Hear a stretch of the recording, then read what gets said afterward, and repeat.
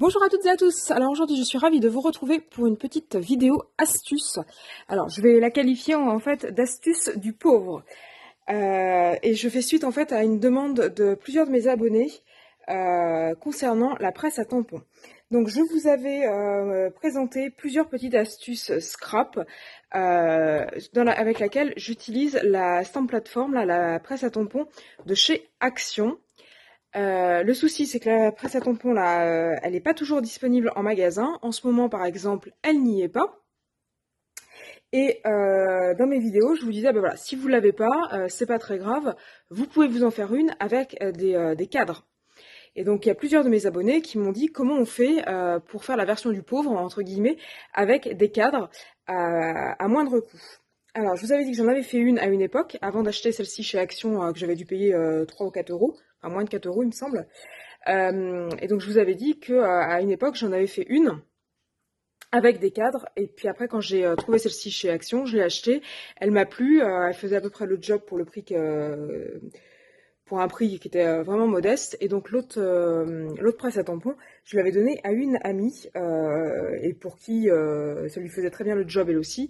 Et comme elle fait pas beaucoup de scrap, ça lui allait très très bien. Donc là, je l'ai finalement retrouvée donc chez elle. Et je vais vous montrer pour ceux et celles qui n'ont pas la fameuse presse à tampons, que ce soit celle de chez Action ou celle des autres marques, comment on peut faire une presse à tampons en mode système D, recyclage et vraiment à bas coût, avec des produits vraiment basiques qu'on en trouve partout. Donc je vous montre comment on fait. Donc le principe de la presse à tampons, je vous explique quand même juste pour ceux et celles qui ne connaissent pas. Donc une presse à tampons, c'est ça.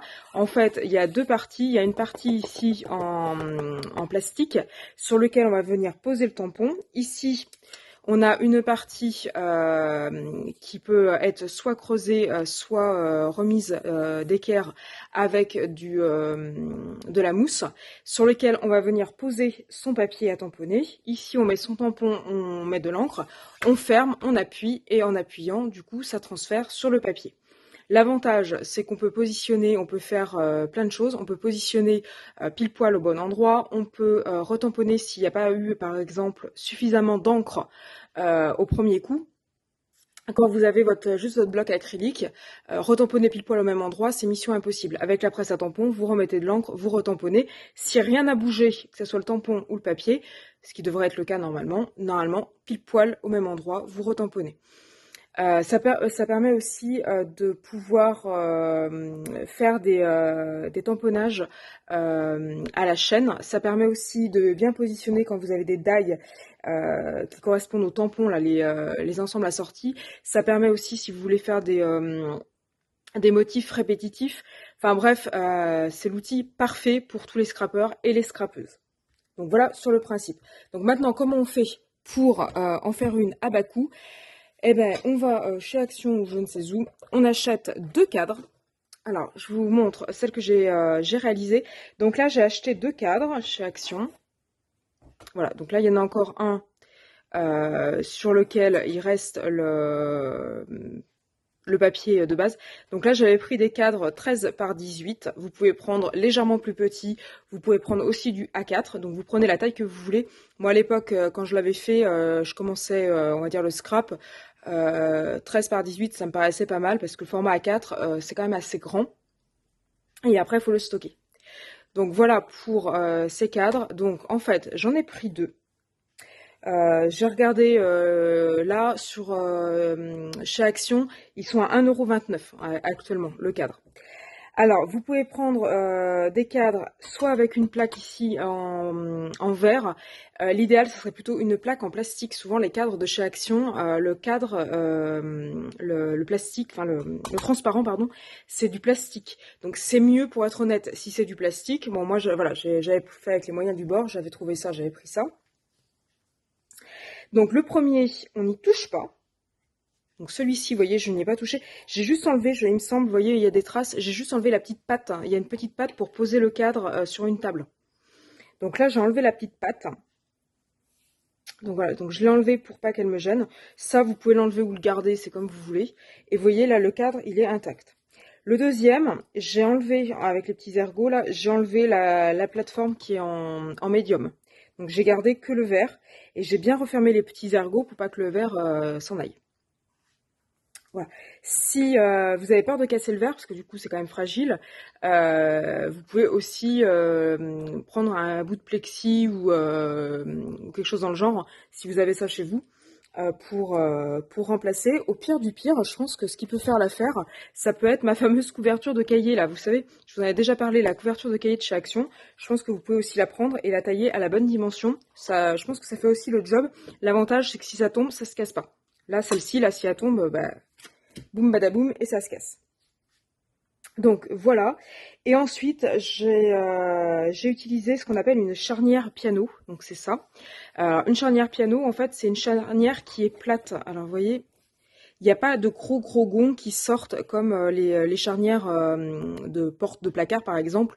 Enfin non, porte de placard c'est pas un bon exemple parce que c'est des espèces de trucs ronds qui sont creusés. Mais des charnières de fenêtre par exemple, où vous avez des gros gonds qui ressortent, là vous voyez c'est tout plat. Ce qui fait que quand vous fermez, vous voyez il n'y a pas beaucoup de millimètres d'écart et c'est assez plat. Donc voilà, donc ça se trouve dans les magasins de bricolage. On avait ça à la maison d'un reste de placard qu'on avait fait. On avait fait un petit meuble. Et donc du coup, il nous restait un morceau de charnière piano. Donc ça m'a fait la bonne occasion de la réutiliser. Donc on a fixé trois vis de chaque côté. Donc voilà. Et puis ensuite, alors là, bah, vous y allez avec vos récup. Vous pouvez prendre, parce que là, vous voyez que je vais pas être d'aplomb. Alors, voilà, déjà, ça peut s'enlever, mais de toute façon, vous serez jamais d'aplomb. Donc là, vous pouvez venir combler avec de la mousse. Alors là, vous faites plaisir. Vous pouvez prendre de la mousse de récupération. Ça, c'est de la mousse de récupération de colis, quand vous recevez des colis. Sinon, si vous voulez faire un truc un petit peu plus propre, un petit peu plus coloré, vous pouvez utiliser des feuilles en mousse. Ça, c'est une feuille en mousse. Alors, je crois qu'on n'en trouve plus non plus à Action en ce moment. Peut-être au rayon enfant, au rayon créatif enfant, peut-être, je sais pas. Des feuilles en mousse basique, enfin la mousse. Voilà. Alors, si vous voulez améliorer, on va dire, l'intérêt de votre presse, vous pouvez utiliser, c'est pas obligatoire, mais si vous voulez avoir un truc qui est mieux, vous pouvez utiliser ceci. Alors ça, c'est un truc que j'avais aussi acheté à Action, qu'on trouve plus en ce moment. C'est des feuilles magnétiques.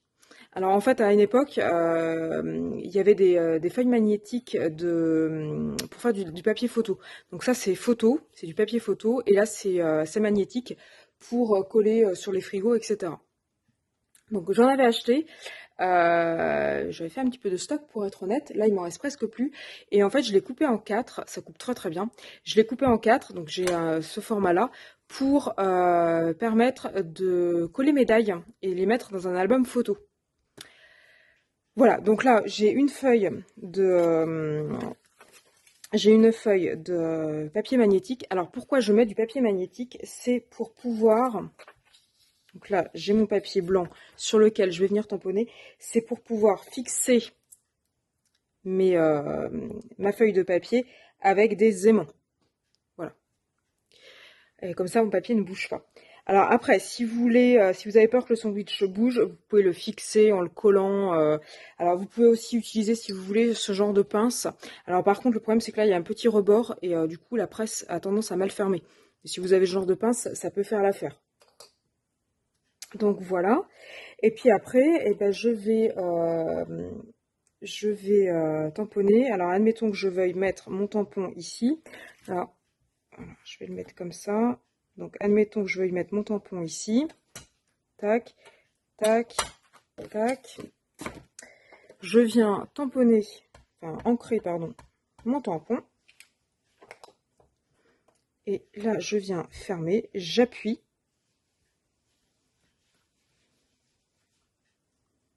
Et voilà, j'ai mon petit lion qui est un tampon sur l'autre côté de la feuille.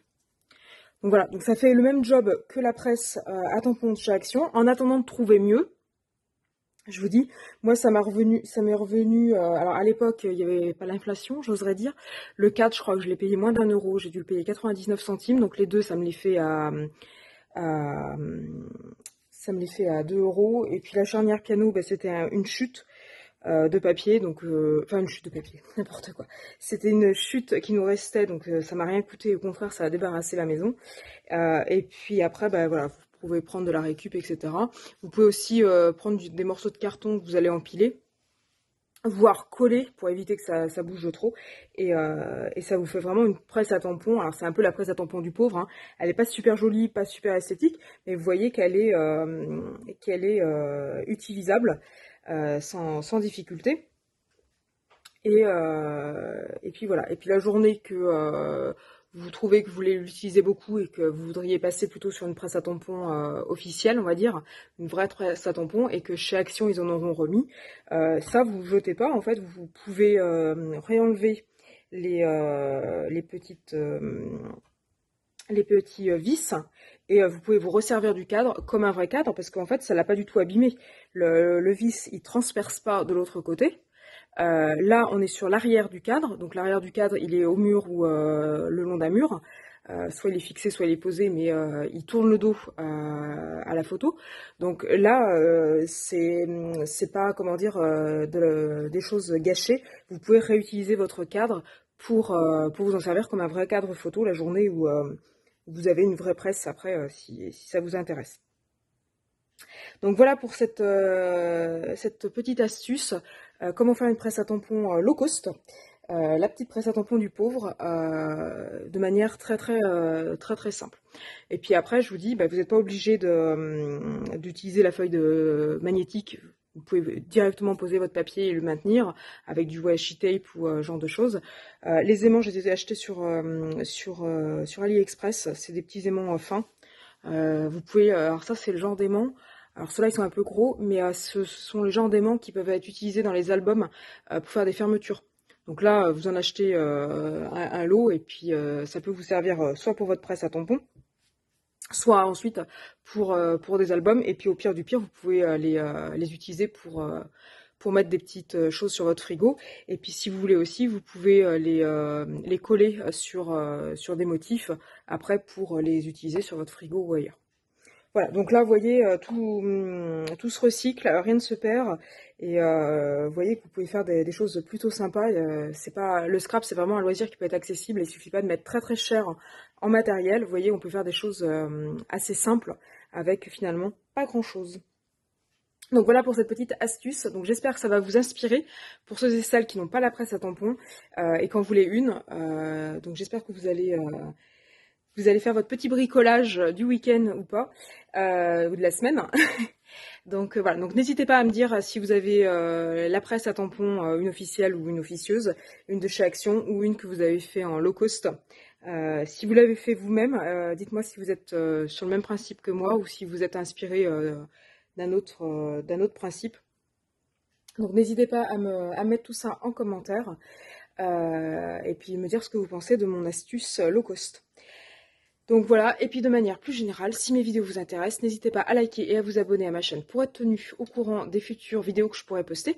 Et puis surtout, si vous avez des questions ou d'autres suggestions de vidéos, comme là, je réponds à certaines de mes abonnés, n'hésitez pas à me solliciter pour me dire est-ce que vous auriez par exemple une astuce pour tel ou tel truc. J'y répondrai avec grand plaisir, soit en commentaire, soit en vidéo. Voilà, donc je vous souhaite une bonne journée et je vous dis à bientôt sur ma chaîne.